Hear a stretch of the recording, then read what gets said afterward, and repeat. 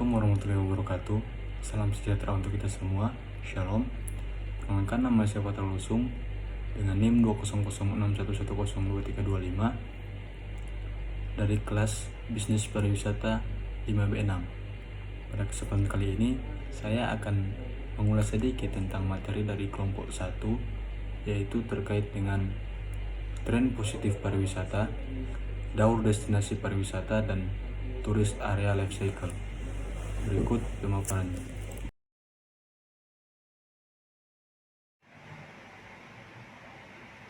Latar belakang. Bisnis pariwisata dianggap sebagai sektor yang menjanjikan pada zaman sekarang ini.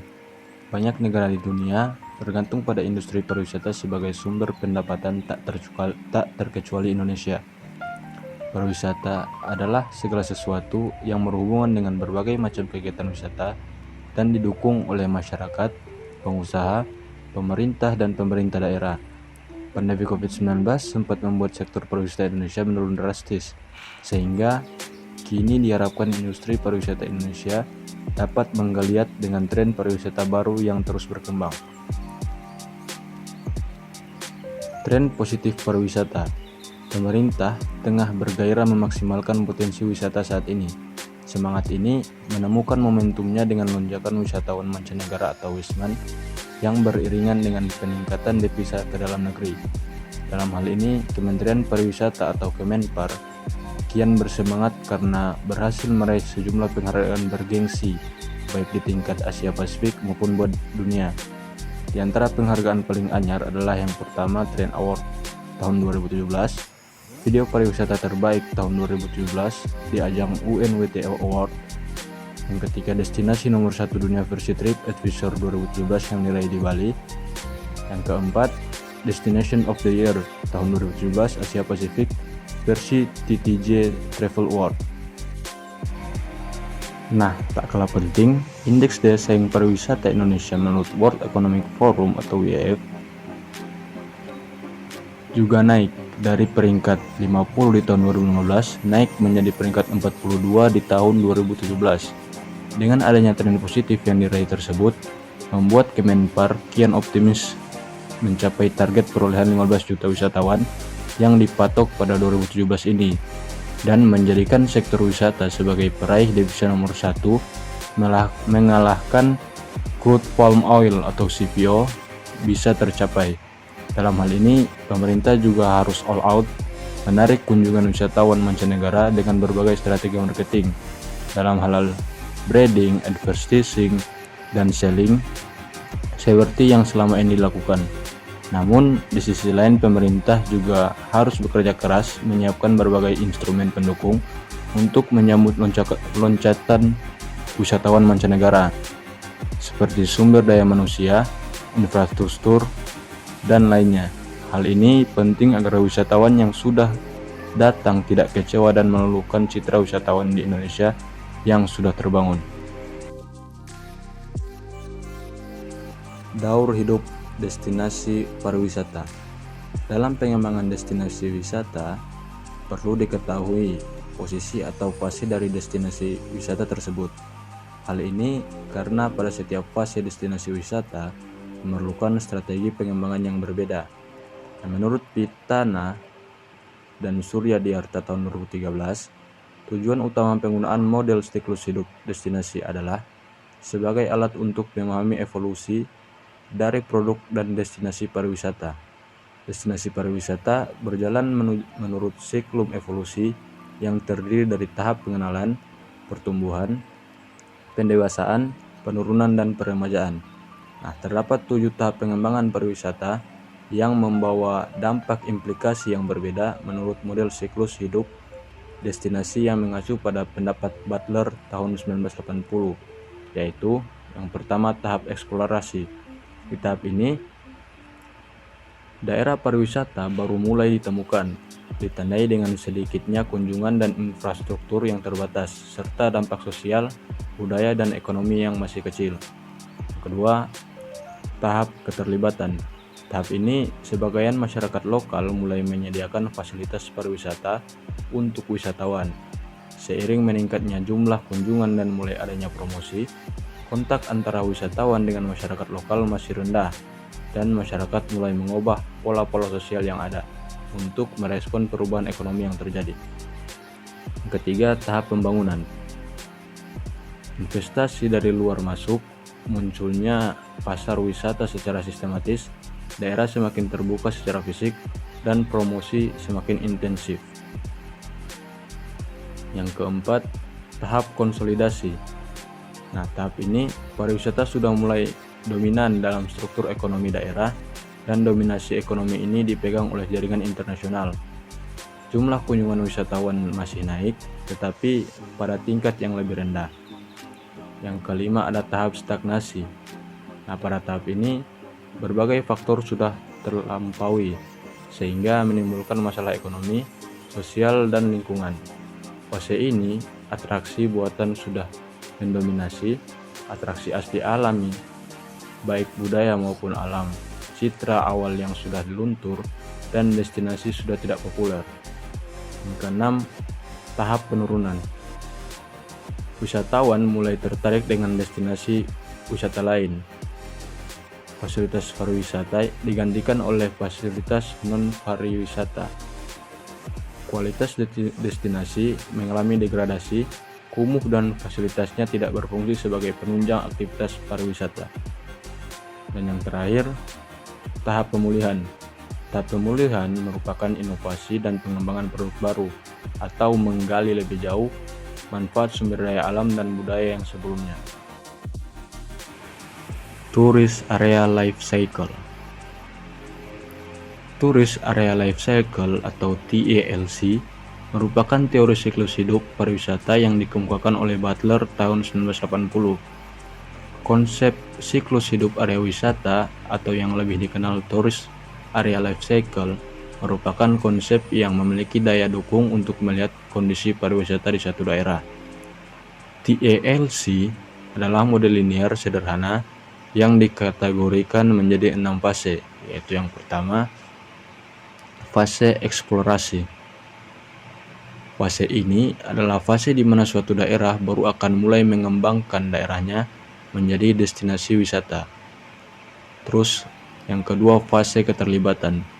Fase ini merupakan fase di mana pengembangan destinasi wisata mulai serius dilakukan, dan sektor pariwisata mulai dijadikan sebagai sumber pemasukan. Yang ketiga, fase pengembangan. Pada fase ini, pasar wisatawan sudah terdefinisi dengan baik. Kontrol dan keterlibatan masyarakat mulai berkurang akibat adanya campur tangan pemerintah pusat. Yang keempat, fase konsolidasi. Saat fase konsolidasi, pertumbuhan pariwisata mulai melambat. Yang kelima, fase stagnan. Fase stagnan ditunjukkan untuk destinasi wisata yang berada pada titik jenuh. Lanjut, fase peremajaan dan penurunan. Ada dua kemungkinan jika suatu destinasi wisata sudah terjebak dalam fase stagnan. Yang pertama adalah terjadinya penurunan, dan yang kedua adalah melakukan inovasi dan berhasil masuk ke fase peremajaan.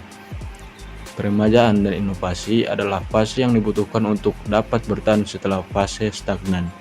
Hal tersebut sangat bergantung terhadap perencanaan yang matang dan rencana aksi yang syarat inovasi dan adaptif.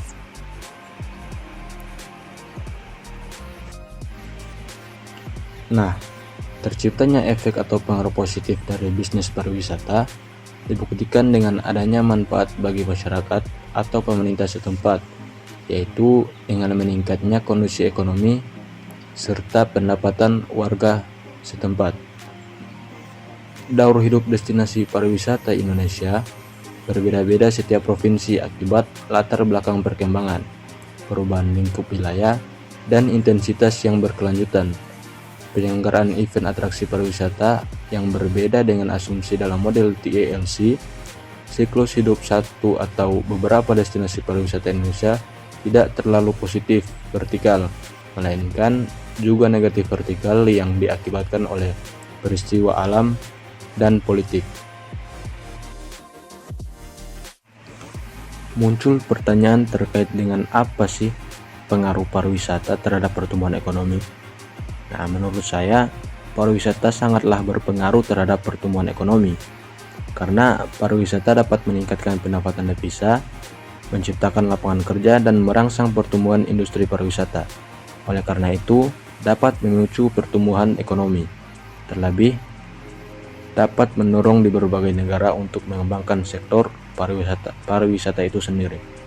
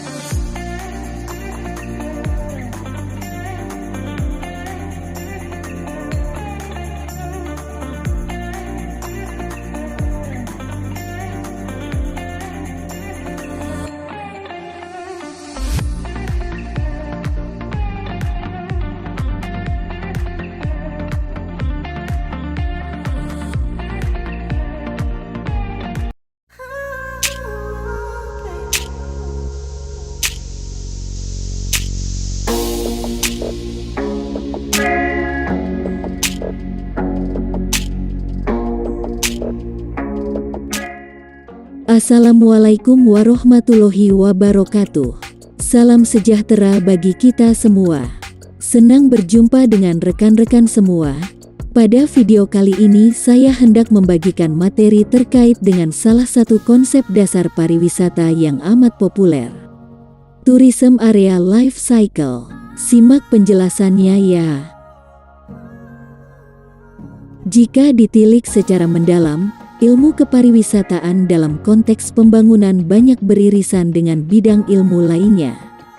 Terkadang dalam mengembangkan suatu destinasi wisata, banyak aspek yang harus diperhatikan mulai dari faktor sosial budaya masyarakat, dampak lingkungan ekologis, pemasaran destinasi, branding, infrastruktur dan tata wilayah, arsitektur, transportasi, pengelolaan sampah, teknologi, kebijakan, sampai ilmu hukum.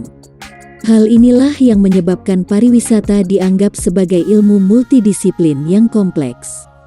Terkadang dalam menyusun perencanaan master plan dan rancangan induk pariwisata hanya dilihat dari satu sisi keilmuan saja, sehingga pada implementasi secara jangka panjang akan bermasalah. Pola pendekatan yang top-down dengan bidang keilmuan yang tidak menyeluruh cenderung sulit untuk merangkul masyarakat yang pada akhirnya malah membahayakan keberlanjutan dan eksistensi suatu destinasi. Mungkin pertanyaan yang sering kali muncul adalah, apakah suatu pola pendekatan pembangunan dapat diterapkan secara seragam di semua destinasi? Seringkali dikarenakan faktor target dan menjadi prioritas pemerintah pusat, pendekatan bottom-up yang menjadikan masyarakat aktor penting, malah kurang dilibatkan dalam perencanaan destinasi. Sehingga hal ini malahan menjadi potensi konflik baru yang dapat merugikan banyak pihak. Namun, ada juga di daerah tertentu yang malah pola pendekatan top-down menjadi solusi efektif. Hal ini erat kaitannya dengan fase destinasi tertentu sebagaimana yang digambarkan dalam Tourism Area Life Cycle yang digagas oleh Butler pada tahun 1978 silam.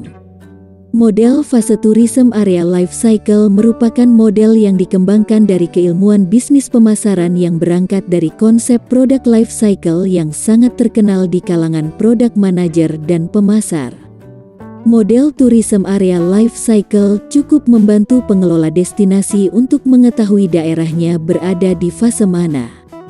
Singkatnya, Tourism Area Life Cycle merupakan model linear sederhana yang mengkategorikan 6 fase siklus hidup destinasi menjadi fase eksplorasi atau exploration. Fase ini adalah fase di mana suatu daerah baru mulai akan mengembangkan daerahnya menjadi destinasi wisata.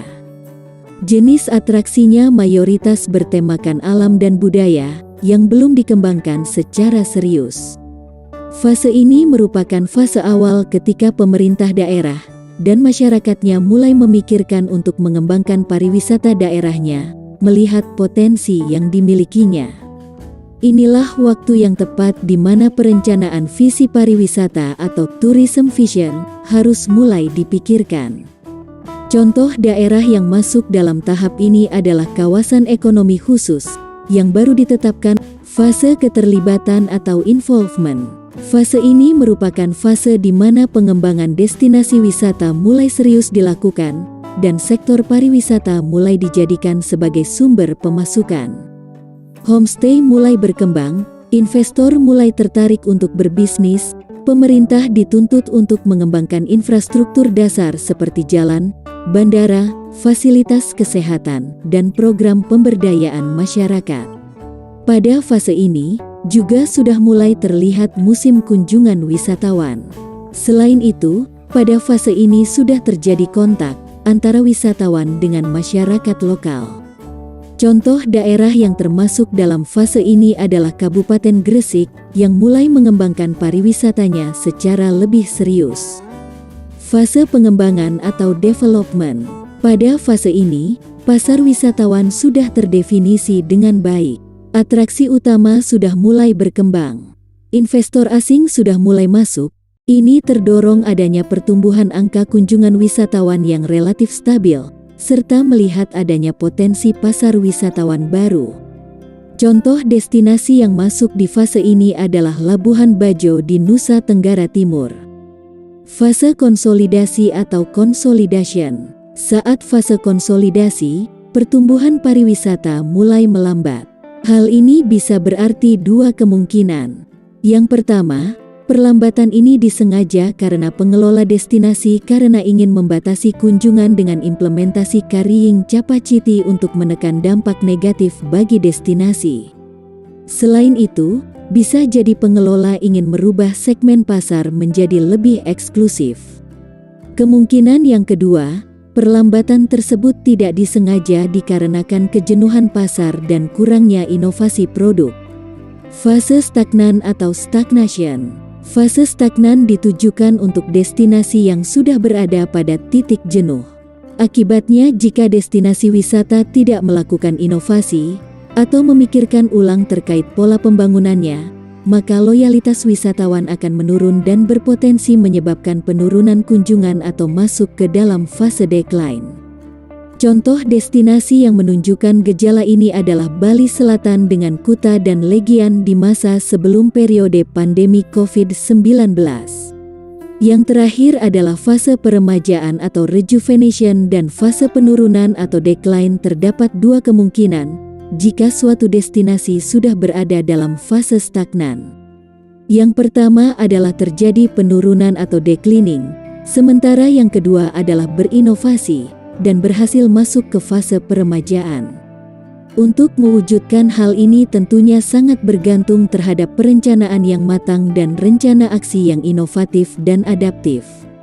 Contoh yang dapat dilakukan oleh destinasi adalah pengembangan atraksi baru, pembangunan kepariwisataan berbasis pariwisata berkelanjutan, perubahan target pasar wisatawan, atau bisa juga dilakukan inovasi terkait dengan penyesuaian dan peningkatan fasilitas dan infrastruktur pariwisata. Maka dari itu, hal yang pertama harus dilakukan oleh pengelola destinasi, baik swasta maupun pemerintah, adalah mengenali terlebih dahulu pada posisi mana destinasi Anda berada. Selanjutnya adalah menentukan strategi dan rencana aksi yang disesuaikan dengan fasenya masing-masing.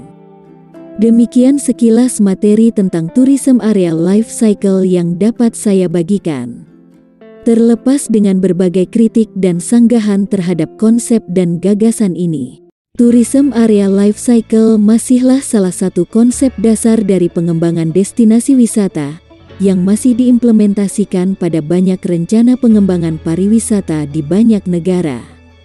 Mungkin pada video lainnya, saya akan membahas beberapa kritik dan kelemahan dari gagasan ini. Namun demikian, untuk kali ini saya cukupkan terlebih dahulu materi ini. Dan sampai jumpa pada materi-materi dan video-video menarik lainnya, persembahan dari kanal YouTube Leisure, Tourism, and Education. Tetap semangat dan wassalamualaikum warahmatullahi wabarakatuh. Nah, itulah tadi sedikit penyampaian dari saya. Lebih dan kurangnya mohon maaf. Wabillahi taufiq wal hidayah. Wassalamualaikum warahmatullahi wabarakatuh. Terima kasih.